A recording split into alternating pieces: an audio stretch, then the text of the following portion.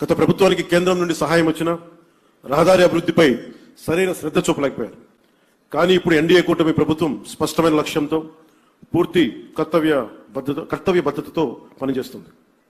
అలాగే జాతీయ రహదారుల నిర్మాణం తరహాలోనే మన రాష్ట్రంలో అడవి తల్లి బాట పేరిట గిరిజన ప్రాంతాల్లో రవాణా సదుపాయాలు కల్పించేందుకు కొండ రహదారుల నిర్మాణాన్ని కూడా ప్రారంభించాం.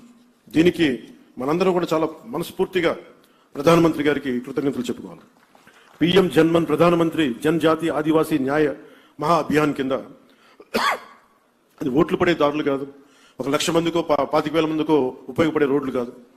కానీ అభివృద్ధి పథంలో అందరూ బాగుండాలి, అందరూ దీంట్లో భాగస్వామ్యం తీసుకోవాలి అన్న ఒక సదుద్దేశంతో ఈ పిఎం జన్మన్ కింద ప్రధానమంత్రి గారు దగ్గర నుంచి పిఎం జన్మన్ పథకం కింద కేంద్ర ప్రభుత్వం నుంచి 550 కోట్ల రూపాయలు మనకు వస్తే 50 కోట్ల రూపాయలు మన ఆంధ్రప్రదేశ్ నుంచి, నరేగా నుంచి దాదాపు 500 కోట్ల రూపాయలతోటి ఈ రోజున అడవి తల్లి బాటని స్వాతంత్రం వచ్చినప్పటి నుంచి కూడా రహదారులు వేయని గ్రామాలకి ఈ రోజున టోలీ మోతలతోటి ఇబ్బందులు పడుతున్న ఆ పరిస్థితిని తొలగిస్తూ రవాణా లేని ఏజెన్సీ గ్రామాలని రోడ్లతో కలుపుతున్నాం.